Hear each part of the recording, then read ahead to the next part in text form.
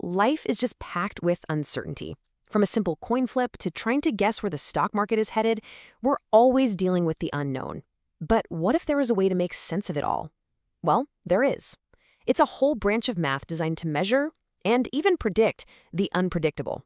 So let's just dive right into the incredible world of probability. To really get a feel for how high the stakes can be, let's kick things off with a pretty intense problem. Picture this. You are a submarine commander. Your one target, a huge aircraft carrier.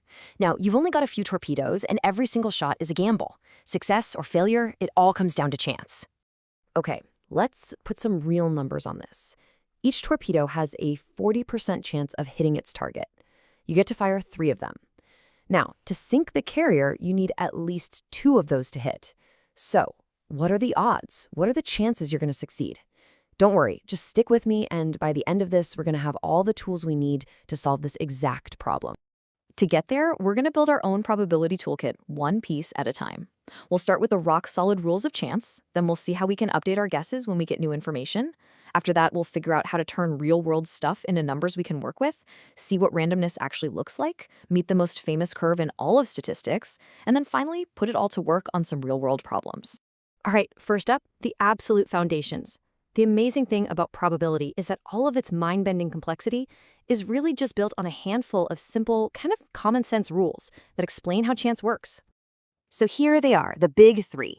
Rule 1 is easy. A probability is always a number between 0, meaning impossible, and 1, meaning it's a sure thing.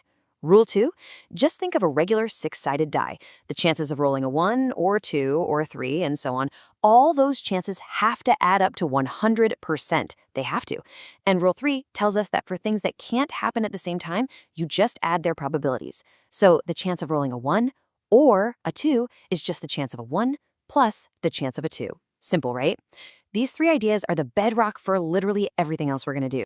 Okay, time for the next tool in our kit, conditional probability. And this is where things get really cool, because this is how we get to update our predictions when we learn something new. It's all about the power of 2 little words, given that.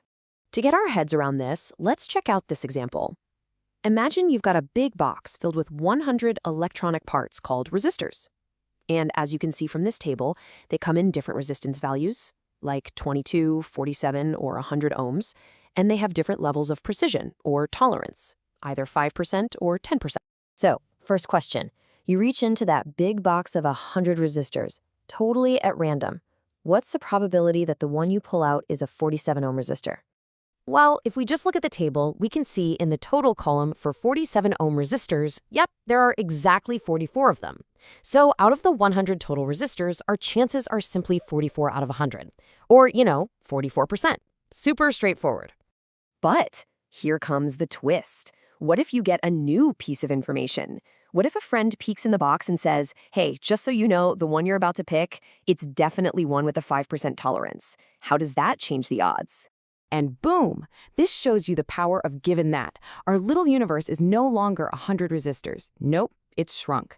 Now we're only looking at the 62 resistors that have that 5% tolerance. And inside that smaller world, 28 of them are 47 ohms. So our new probability is 28 out of 62. The new information completely changed our calculation and made our prediction way more specific. Okay, so to do some really powerful math, we need a way to connect these real-world things like heads or tails or 47 ohms to the world of numbers.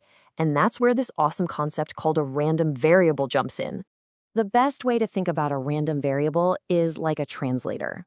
It's its job, its function, to take a real-world result and just assign it a number. We could decide that heads is now the number 1 and tails is the number 0. All of a sudden, we're not talking about coins anymore.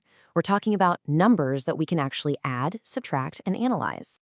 And you can see that translation process right here. On the left, we've got the mapping, the real-world outcomes turning into numbers.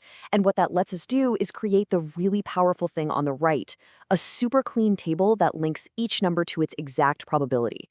This little table is the foundation for almost everything that comes next. So once we have numbers and their probabilities, we can do something really cool. We can draw pictures of them. We can actually visualize the shape of randomness and turn these abstract chances into graphs that can show us some really deep patterns. Now, there are 2 main ways we do this. First up is the PDF, the probability density function. Think of this one as asking a super specific question, like what's the chance it's going to rain exactly 2 inches? The second one is the CDF, or cumulative distribution function. This one asks a much broader question, a running total, like what's the chance it rains 2 inches or less? See the difference? One is exactly, the other is up to this point. This S-curve you're looking at is a classic CDF. See how it starts down at 0 on the left? That's because the probability of getting the lowest possible outcome or less is, well, 0. Then it climbs and climbs as it adds up or accumulates all the probabilities until it finally hits 1 or 100% on the far right. That means we've accounted for every possibility. And that brings us to it. The most important, the most famous, the most powerful shape in all of probability. It pops up absolutely everywhere in nature and statistics because of this deep mathematical truth. When you add up a bunch of different random things, the result almost always starts to look like this one shape. We see it in people's heights, in test scores, you name it.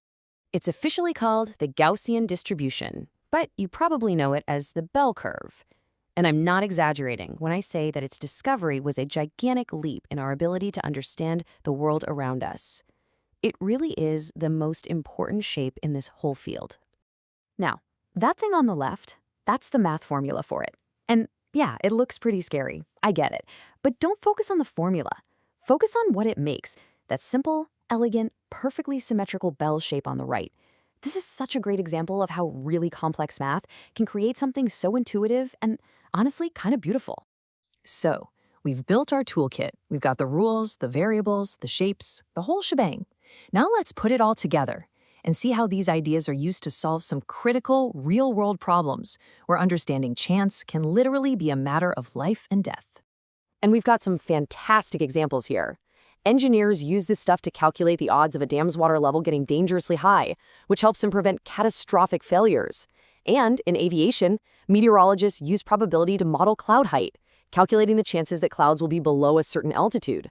This is absolutely critical for flight safety. See, this isn't just theory. It's the math that keeps our modern world running safely. From sinking a submarine to designing a safe dam, probability gives us a lens to make sense of what seems like a totally random world. No, it doesn't get rid of uncertainty completely, but it gives us the power to understand it. So the question I'll leave you with is this. Now that you've got the toolkit, what uncertainty in your world can you start to measure, understand, and maybe even tame?